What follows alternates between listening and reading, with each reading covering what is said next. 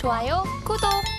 자, 그럼 대표님과 함께 SK하이닉스에 관한 실적부터 좀 하나하나 좀 뜯어볼까 하는데 잘 나왔다라는 건 이미 이제 투자자분들이 잘 아실 텐데 정확하게 어떻게 또 실적이 집계가 됐는지 한번 이야기를 나눠볼까요?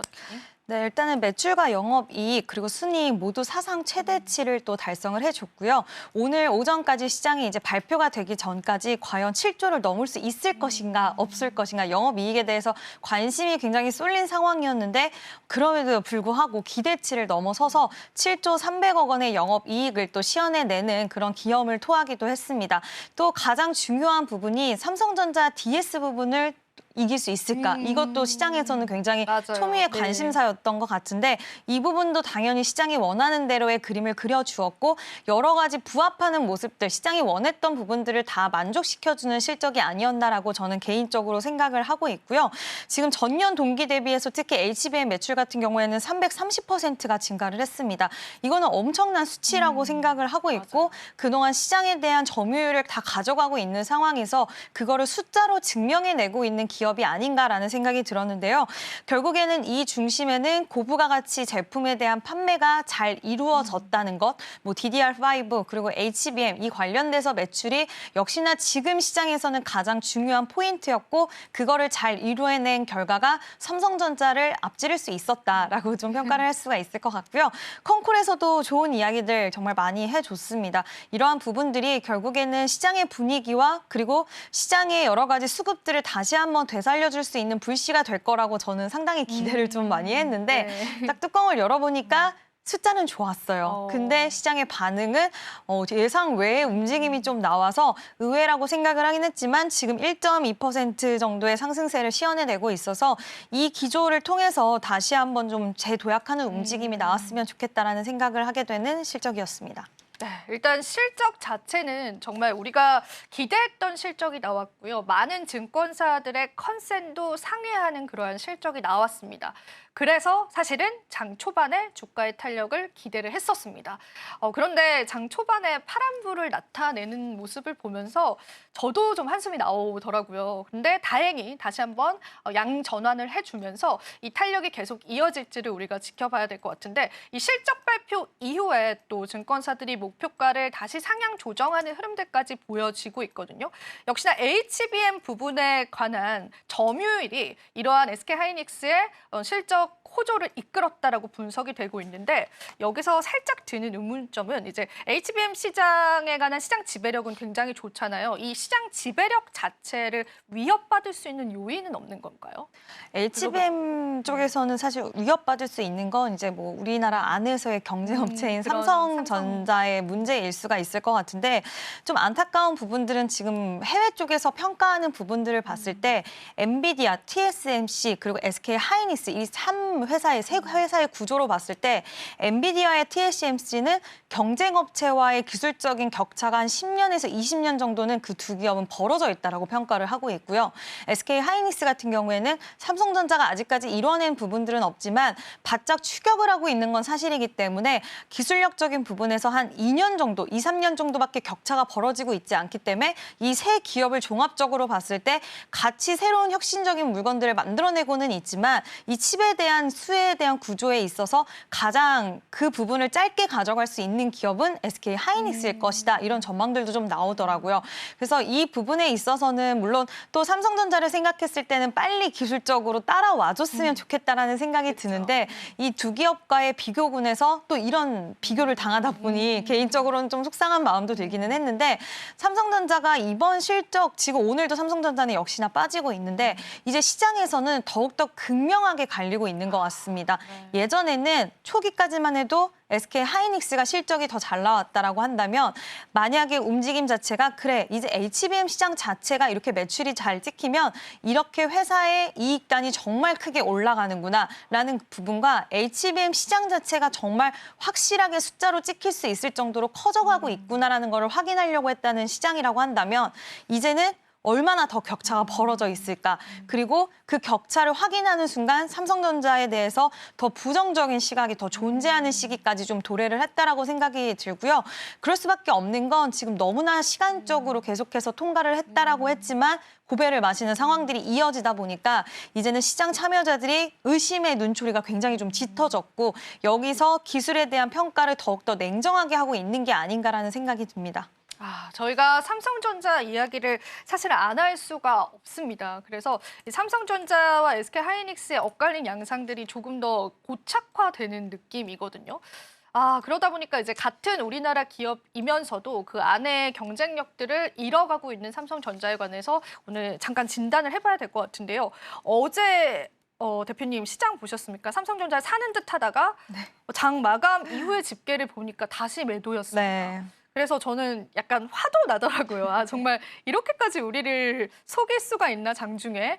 자, 외국인에 관한 삼성전자의 메리트는 정말 여전히 없다라고 봐야겠죠.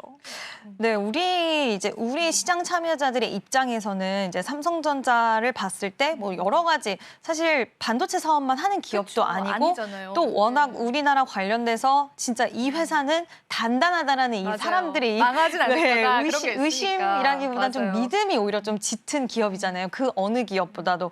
근데 외국인들은 사실 그럴 필요는 없다라고 생각을 합니다. 외국인들의 투자 관점으로 봤을 때는 더 잘하는 기업, 더 영업 이익단을 더 잘 만들어내는 기업, 더 기술적으로 우위에 있는 기업들을 투자하는 게 당연하고 맞는 거기 때문에 그와 관련돼서 이렇게 격차가 벌어졌을 때 우리 입장에서는 그래도 시간이 좀 걸리긴 하지만 해낼 수 있을 것이야라고 믿음을 좀 지지를 하는 눈초리가 그래도 어느 정도는 있지만 사실 뭐 외국인 투자자들의 입장에서 봤을 땐 SK하이닉스라는 기업이 우리나라에서는 지금 HBM 관련돼서 만들어내고 있는 기업이 있는데 꼭 SK하이닉스에 투자를 하면 되지 지금 굳이 삼성전자에 투자를 할 필요가 있을까라는 부분에 의문점이 붙는 거는 어찌 보면 굉장히 당연하다라고 볼 수가 있고 그래서 우리 개인 투자자분들이 항상 지금 생각을 많이 하시는 게 외국인들이 매수세로 돌아서면 그때 우리가 시그널로 좀 받아들이는 게 맞지 않을까?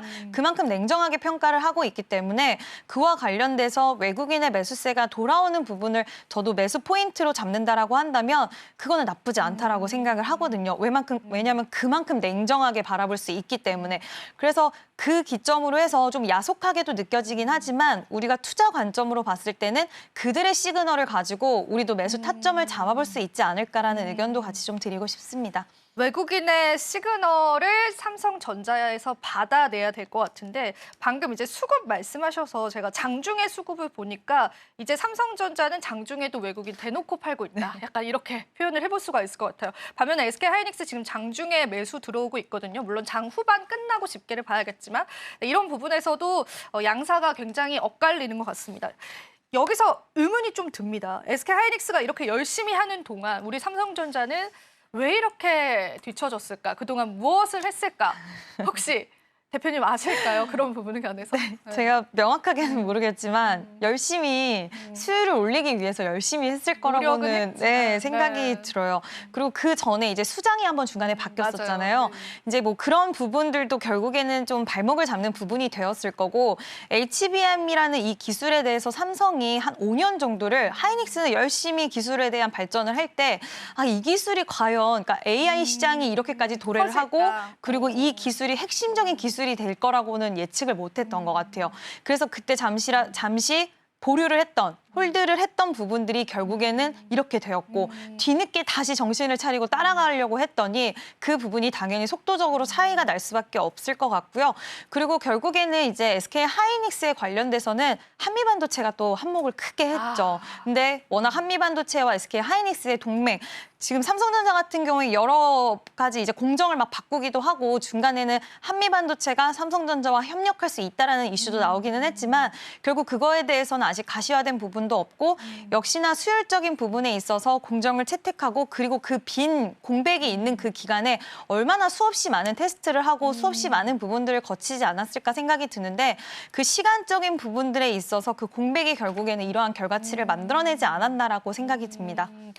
지금 또 자료도 같이 띄워주셨는데 사실 이 HBM에 관해서는 우리 SK 하이닉스가 먼저 개발을 시작을 했고 이제 뒤늦게 삼성전자가 따라잡았는데 사실은요 대표님 몇 년 전만 하더라도 이렇게 기술 격차가 심하게 나진 않았잖아요. 네. 그래서 사실 양사가 자존심 싸움을 하는 그런 부분들까지도 저도 관전 포인트로 지켜봤었는데 어느 순간부터 그 격차가 급격하게 나더라고요. 그럼 이건 기술력의 차이가 있다라고 봐야 되는데 핵심 기술력이 있을까요? SK 하이닉스가 이렇게 잘 됐던 이유에는? 네, 이제 두 회사의 이제 공정에 좀 차이가 있을 것 같은데 이제 공정이 SK 같은 경우에는 칩을 먼저 이렇게 다 쌓은 후에 빈 공간에 보호제를 넣는 공정 방식을 택하고 있는데 삼성전자는 그와 좀 다른 방식으로 채택을 하고 있습니다. 칩 사이사이에 필름을 덧대는 방식을 사용을 하고 있는데 결국에는 결과값이 보여두시지 SK 하이닉스의 이 방식이 방열 효과도 더 우수하고요. 생산에 대한 부분, 그러니까 효율화적인 부분과 대량 생산에 관한 부분이라든지 그리고 시간에 대한 압축 그리고 분량이 나올 만한 확률이 적대요. 이런 방식을 분량이요? 사용을 했을 때. 그렇기 때문에 결국엔 SK 하이닉스가 더 우위를 차지하고 있는 거고 또 그러면 삼성전자에서도 좀 바꿔볼 수 있지 않을까라고 그렇죠. 생각하실 수 있을 것 같은데 네. 삼성전자가 처음에 이렇게 칩 사이사이에 필름을 덧대는 방식을 사용했던 건 원래 HBM3E 얘기 나올 때 12단 이런 식으로 해서 더욱더 단수를 올린 부분에 대해서 삼성전자가 우리가 더 앞서 나갈 거야 맞아요. 했잖아요. 네. 물론 지금 잘 안 되긴 했지만 그 방식을 채택해야지 단수를 올리는 데는 더 용이했기 때문에 처음부터 그쪽으로 좀 주력을 해서 기술 개발을 하지 않았나 생각이 듭니다. 그럼 실질적으로 공정의 차이가 있는 거네요. 그럼 지금에서라도 이러한 하이닉스의 공정을 채택하면 안 되는 걸까요?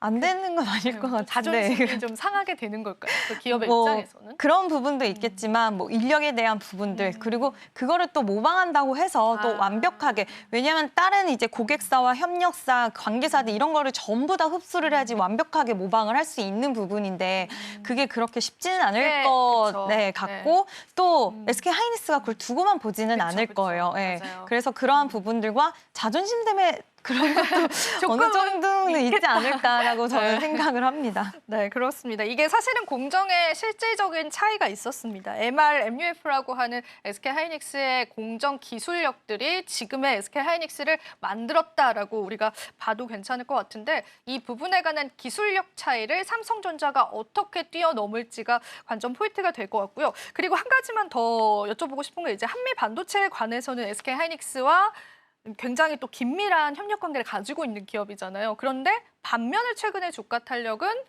그렇게 좋진 않습니다. 이 부분에 관한 해석들, 물론 이제 시장에 여러 가지 해석들이 있지만 대표님은 어떤 거에 무게를 좀 두세요? 이 주가 탄력이 좋지 않은 부분들은? 결국에 시장은 이제 SK 하이닉스 입장에서 두고 봤을 때 경쟁자의 출현은 반가울 그런 거예요. 거였죠, 또? SK 네, 하이닉스는. 그렇죠. 왜냐하면 가격에 대한 부분들도 이제 협상을 할 수가 있는 거고 또 한 회사랑만 해서 일하는 것보다는 당연히 하이닉스 입장에서는 회사가 많을수록 더 좋을 수밖에 없는 상황인데 지금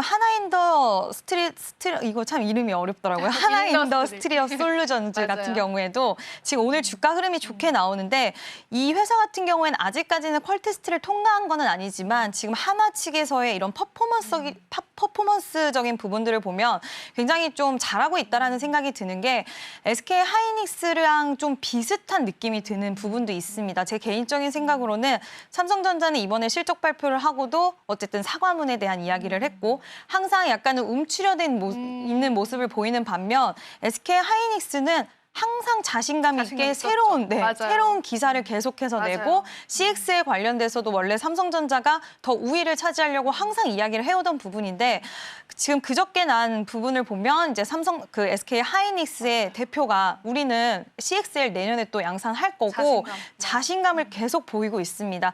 하나인더도 좀 마찬가지인 게 이번에 김동연 회장이 이제 찾아가서 또 활기를 불어 넣으면서 시장의 분위기가 진짜 되나 보다. 저렇게까지 신경을 쓴다고 이제 새로운 먹거리적인 측면으로 뭔가 진행이 되고 있으니까 저렇게 윗선에서도 신경을 쓰는 게 아닐까라는 이미지적인 부분들을 참 잘 만들어주는 것 같고요. 네, 한미반도체는 오늘 주가 흐름이 상당히 부진한데 왜 경쟁했을 때 새로운 경쟁자가 강하게 치고 올라오면은 맞아요. 좀 이렇게 전반적으로 위축되는 분위기가 있는데 그게 시장에서도 좀 그 부분을 감지를 하고 있는 것 같고요. 아직까지 통과를 못했다라고 한다고 하지만 이 분위기적으로 봤을 때 이 약간의 이 미묘한 신경전에서 하나인더가 시장에서는 좀 더 자신감 있는 모습을 내비쳐주면서 앞으로의 기대감적인 측면들을 더 보여주고 있는 것 같고 한미반도체는 이번에 진짜 실적 엄청 잘 나왔는데도 불구하고 이 부진한 부분은 결국에 시장은 미리 기대감. 그렇죠. 대비를 해서 지금은 주가 흐름이 그렇게 움직이고 있지 않나라는 생각이 듭니다. 지금 바로 구독을 눌러보세요. 실시간 경제 뉴스, 투자 전문가들의 다양한 시황과 정확한 분석, 또 알찬 투자 정보까지 신뢰할 수 있는 저희 서울경제TV와 함께하세요.